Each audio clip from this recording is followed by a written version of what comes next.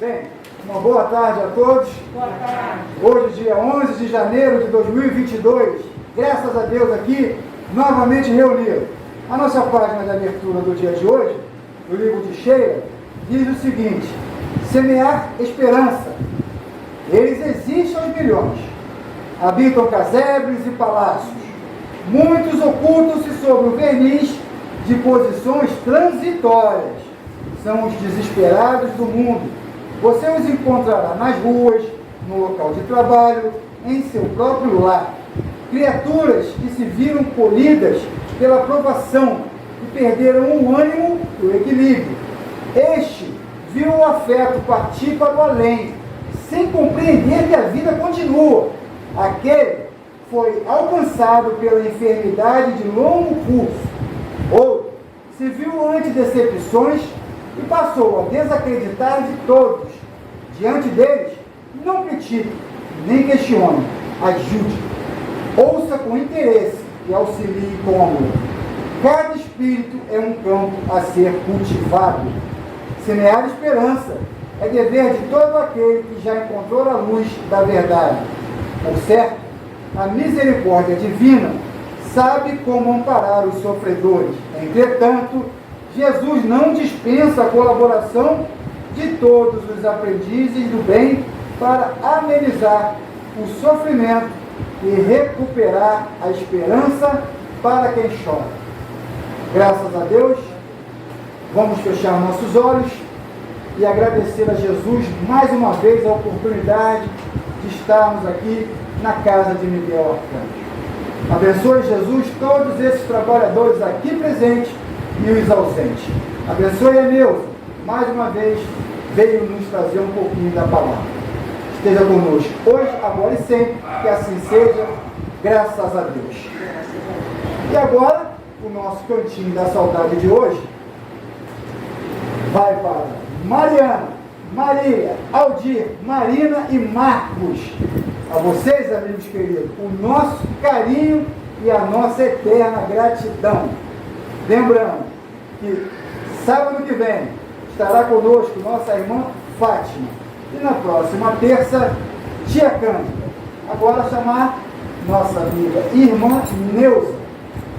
Neuza, meu homem, você tem até 25 minutos para desenvolver o seu trabalho. Boa tarde, meus amores. Graças a Deus, mais uma vez aqui reunidos. Que Deus nos fortaleça, que Miguel nos dê essa oportunidade para continuarmos unidos aqui no trabalho e prosperar em todos os sentidos, né? Então, eu trago hoje a visão de Francisco, do livro Nosso Lar, capítulo 29, Francisco Cândido Xavier, pelo espírito de André Luiz. O capítulo começa com uma informação muito interessante. André Luiz fala que o chamavam num aparelho de comunicações urbanas. E quem estava do outro lado era a dona Laura, pedindo notícias. Vocês acham que esse aparelho pode ser um telefone? Pelo menos é a primeira ideia que nos ocorre, né? Assim como o Espiritismo desmistificou a relação entre o mundo espiritual e o mundo material com seus respectivos habitantes, os livros de André Luiz também desmistificam vários aspectos da vida em algumas dimensões do mundo espiritual. O que significa desmistificar? É destituir o caráter místico dele, desmascarar algo ou alguém misterioso à ciência daquilo que engana ou embeleza de maneira falsa, que abusa da credibilidade. Muitas pessoas têm a ideia equivocada de que qualquer espírito pode volitar, se comunicar através de telepatia, se alimentar apenas de fluidos sutis, ou seja, que basta desencarnar para se transformar. Mas não é bem assim que funciona. A morte do corpo físico não vai modificar a essência de ninguém, como se fosse mágica. Como veremos mais adiante, quanto mais apegado à matéria, mais dificuldades a pessoa terá para se adaptar à sua nova realidade e vivenciar as capacidades psíquicas inerentes a todos nós. Tudo depende da evolução do espírito em questão. Ao atender o chamado, André conta a Dona Laura sobre suas novas experiências. Através do filho, a genitora de Lísias parecia feliz, compartilhando de seu justo contentamento. Após sábios conselhos, lembrou-me a gentil senhora que sua casa também me pertencia, enchendo-me de estímulo e gratidão. De volta ao serviço, André encontra a irmã Narcisa tentando acalmar um dos pacientes chamado Francisco. Ele estava apavorado, dizendo que um monstro o perseguia, que sentia os vermes novamente e pedia ajuda para se livrar daquela coisa horrorosa. Narcisa profere palavras de esperança, mas lembra ao irmão doente que, apesar de toda a ajuda que está recebendo, vai ser pelo seu esforço próprio que conseguirá se libertar daquela situação. Isso serve para nós, né? O mesmo se dá para todos nós, independente do desafio pelo qual estejamos passando. Sempre recebemos de Deus e da espiritualidade amiga o amparo, a força moral que por vezes nos falta e a coragem para enfrentar os desafios existenciais, desenvolver nossa virtude, superar fases difíceis, desde que façamos a nossa parte. Jesus disse: ajuda-te e o céu te ajudará. Em todo o universo, a justiça divina se faz presente e não podemos receber benefícios de graça. Por exemplo, muitas pessoas pedem a Deus mais paciência no dia a dia e realmente a recebemos, mas não como uma pílula mágica. Vai ser através de situações trabalhosas que iremos cultivar, desenvolver essa virtude. Precisamos confiar mais em nós mesmos, pois a solução para os nossos problemas se encontra dentro de nós. A partir do momento que entramos em contato com nossa essência divina, ao mesmo tempo em que confiamos no Pai Celestial, teremos força, serenidade e coragem para superar ou conquistar qualquer coisa. Voltando ao livro, nosso irmão Francisco demonstrava boa vontade, mas acabava na mesma situação inicial. Exclamava aos gritos que o fantasma diabólico não parava de atormentar. Narcisa, então, aplica um passe e ele finalmente se acalma. Observando atentamente esse atendimento, nosso irmão André reflete. Aquela exemplificação da enfermeira me doutrinava, instruindo-me moralmente o que fez nosso amigo André meditar. O bem, assim como o mal, em toda parte, estabelece misterioso fantasma. Se nos influenciamos com os maus exemplos, também podemos nos deixar influenciar pelas boas atitudes. É apenas questão de vontade e de nossas escolhas. É por isso que quando nos cercamos de pessoas otimistas, que se dedicam ao bem e ao aprimoramento espiritual, temos uma grande chance de sermos contagiados por ela. Mas isso não significa que devemos viver em uma bolha e nos afastar das pessoas que consideramos inferiores. Tudo requer equilíbrio e ponderação. Estamos aqui para ajudarmos uns aos outros, e o nosso aprendizado pode ajudar outros irmãos que ainda estão iniciando sua caminhada. O importante é não permitir que o desequilíbrio de outra pessoa afete a nossa paz interior. Se isso acontece, pode ser mais saudável manter essa distância e, no futuro, mais fortalecido, voltar ao convívio com a pessoa em questão. Porque às vezes a gente acha que a pessoa está extrapolando. Aí a gente fala, vou sair fora, deixa. Mas não é bem assim, né? A gente tem que. É aquilo, você tem que se colocar no lugar da pessoa e ver até onde aquilo está sendo útil ou não. E se fosse eu? E se fosse eu estivesse passando pela situação? Então vale a pena a gente analisar os dois lados. André aproveitou para colher ensinamentos e mais informações sobre o caso de Francisco, com a irmã Narcisa. Tão logo ela terminou o atendimento. Curioso perguntou. A gente sabe que o André sempre foi muito curioso, né? Tudo ele queria explicação no mínimo detalhe. A quem se refere o doente? A velha servidora das câmaras de identificação sorriu carinhosamente e falou: trata-se do seu próprio cadáver. Que diz? Indagou André espantado. O pobrezinho era excessivamente apegado ao corpo físico e veio para a esfera espiritual após um desastre, oriundo de pura imprudência.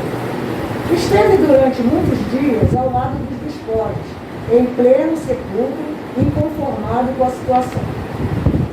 Queria finalmente levantar um corpo rígido, imóvel, tal o império da ilusão em que vivera, e nesse triste esforço gastou muito tempo.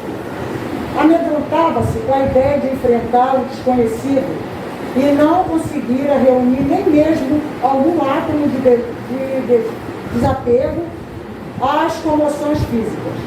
Não valeram o socorro das esferas mais altas, porque fechava a zona mental a todo pensamento relativo à vida eterna. Quer dizer, ele teve durante esse tempo todo várias atitudes, várias ações para fazer ele enxergar que ele já não estava mais no mundo terreno, que ele já tinha partido, mas assim, a pessoa se apega muito às coisas materiais, acha que é imortal, e enfim, e aí acaba acontecendo o que aconteceu fora do Francisco. Por fim, os vermes fizeram-lhe experimentar tamanho padecimento que o pobre se afastou do túmulo, tomado de horror e medo. Começou então a peregrinar pelas zonas inferiores do umbral. No entanto, os que lhe foram pais biológicos na Terra possuem aqui grandes créditos espirituais e rogaram sua intercessão na colônia. Trouxeram-no os samaritanos quase que à força. Seu estado, contudo, é ainda tão grave que não poderá ausentar-se tão cedo das câmaras de retificação. A situação de Francisco após o desencarne, infelizmente, não é rara. Em O Livro dos Espíritos, Allan Kardec faz um comentário sobre a questão 155, que trata desse assunto.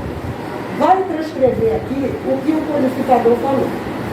Durante a vida, o espírito se acha preso ao corpo pelo seu envoltório semimaterial, ou perispírito. A morte é a destruição do corpo físico somente, não desse outro invólucro, que do corpo se separa quando cessa a vida orgânica neste corpo. A observação demonstra que no instante da morte, o desprendimento do perispírito não se completa subitamente, ao contrário, se opera gradualmente e com uma lentidão muito variável conforme cada indivíduo. Em uns é bastante rápida, podendo dizer-se que o momento da morte é mais ou menos o da libertação. Em outros, naquele cuja vida foi toda material e sensual, o desprendimento é menos rápido, durando algumas vezes dias, semanas e até meses. O que não significa existir no corpo a menor vitalidade nem a possibilidade de volver à vida, mas uma simples afinidade com o espírito. Afinidade que guarda sempre proporção com o predomínio que durante a vida o espírito deu à matéria. Ou seja, quanto mais você está agarrado à matéria, mais você demora a se livrar. E sofre, que é pior. Com efeito, é racional sentir que quanto mais o espírito tenha se identificado com a matéria, mais penoso será separar-se dela. Atividade moral, intelectual, elevação dos pensamentos operam no começo de desligamento do corpo, de modo que, chegando à morte, é quase instantâneo, tal o resultado de estudo feito em pessoas que, por ocasião da morte. Essas observações provam que a afinidade persistente entre a alma e o corpo, em certos indivíduos, é às vezes penosa, porquanto o espírito pode experimentar o horror da petrificação carnal. Este caso é excepcional e peculiar a certos gêneros de vida e de morte, verifica-se mais com alguns suicidas. Quer dizer, as pessoas que se suicidam têm mais dificuldade ainda de aceitar essa separação do que a morte normal. Se encarnar, morrer, morre. Se encarnar é difícil. É isso aí. Observemos, irmãos, que o nosso destino e a nossa vida no plano espiritual dependerão do que fizermos de nosso estágio no plano físico. Ó. O que a gente fizer hoje é o que a gente vai receber lá amanhã. Muitos têm medo de sofrer no umbral, mas esse medo, ao invés de estimular a pessoa para experiências saudáveis e equilibradas, o paralisa. Quer dizer, o cara tem medo, ele está fazendo um monte de besteira. Aí ele tem medo de que ele vai ter que pagar quando chegar no umbral. Mas ele não para. Ele não se conscientiza que ele tem que dar um tempo, reverter a situação para minimizar pelo menos o estágio dele do outro lado. Mas não, ele fica com medo de ir para o umbral. Então ele não para, ele continua. Dessa forma, acabam perdendo a oportunidade rica para a sua própria evolução. Deus, que é Senhor da vida e Criador do universo, não abandona nenhuma de suas criaturas. Ele zela por tudo e seu amor encontra-se presente desde a matéria inorgânica até os espíritos puros. Então a gente pensa nisso. Nunca seremos órfãos da sua misericórdia e da sua bondade. Olha que frase bonita. Nunca seremos órfãos da sua misericórdia e da sua bondade. O reconhecimento da paternidade divina, por si só, já nos confere uma serenidade maior para viver. Além disso, ninguém pode se queixar de falta de conhecimento que estimule a prática do bem. De maneira geral, as religiões, apesar de muitas estarem sob a influência de opiniões pessoais de espíritos falíveis e duvidosos pela matéria, alimentam o esforço no bem, na solidariedade, no perdão e no despertar espiritual. Para nós espíritas, será cobrado mais do que recebemos mais. De maneira clara e simples, a doutrina espírita esclarece sobre a nossa origem, o nosso destino e o processo evolutivo pelo qual tudo está subordinado. Pela literatura espiritista, também vemos exemplos de pessoas que se deixaram levar pelo mal e de outras que se dedicaram ao bem, cada uma experimentando as consequências de suas escolhas. Assim sendo, é importante refletir. Estamos assimilando os ensinamentos espirituais ou só os admiramos superficialmente?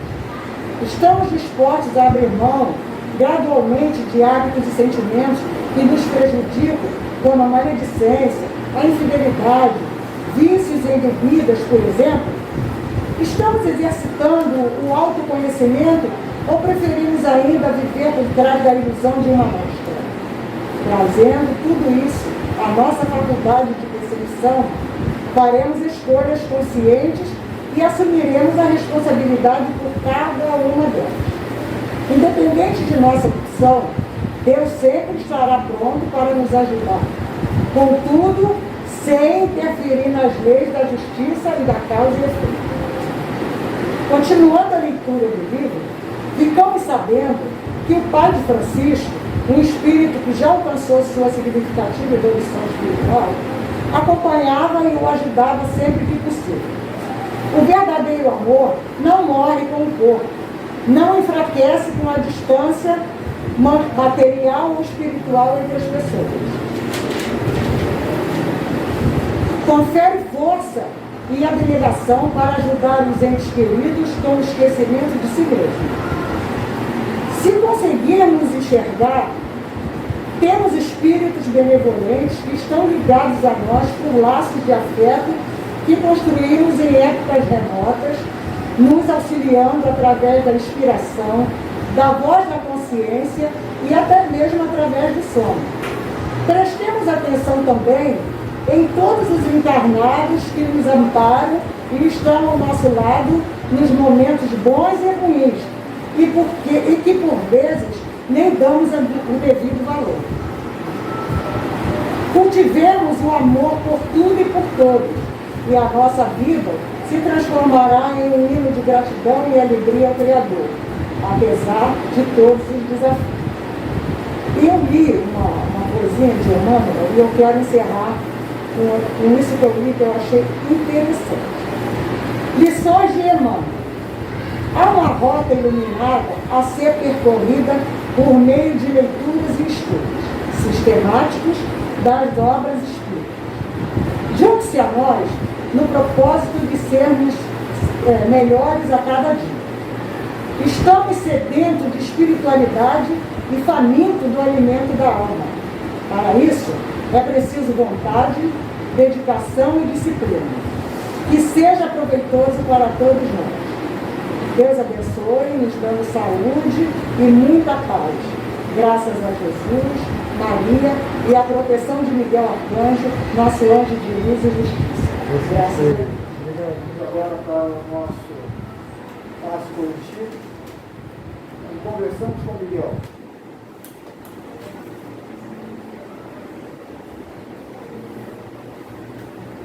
Expondo para ele nossas dúvidas, nossos medos, nossas angústias e também os nossos agradecimentos.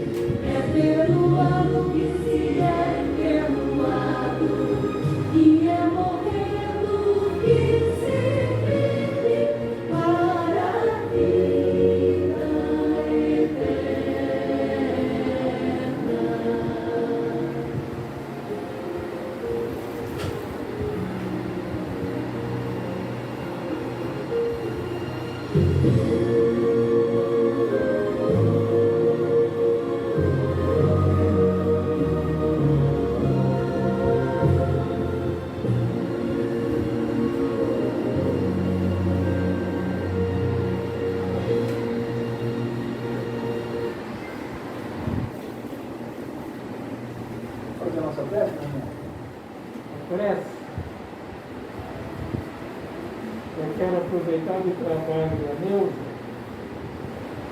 o alerta que ela deu, principalmente para o mundo atual, que o Luiz foi muito feliz quando colocou a prece do Passa, a prece de Francisco de Assis, que vivenciou o desprendimento. Um jovem perguntou, sabe, qual era a melhor maneira de esperar a morte. E o sábio respondeu para ele: fazendo o bem, praticando o bem. E o trabalho da Neuza, eu juntei essa historinha e digo para vocês que a pior maneira de esperar a morte é o apego. Apego às pessoas, apego às riquezas, apego aos bens materiais, apego à fama, apego à beleza, apego aos vícios. E que fique a mensagem para muitos nesses dias de hoje que vivem para o apego, que vão ter as seríssimas dificuldades que o Francisco teve, mesmo sendo filho de pais que tinham enormes créditos no mundo espiritual. Ele passou por seríssimas dificuldades. Fica essa mensagem para os desencarnados desse mundo físico, que todo esse tempo, há mais de 21 meses, estão sendo surpreendidos por um momento difícil. E para aqueles que estão encarnados como nós, o alerta que a Neuza deu, que a melhor maneira de esperar pela morte, que pode chegar a qualquer momento, não temos nenhum privilégio, é fazer o bem sem saber a quem, sempre. Graças a Deus.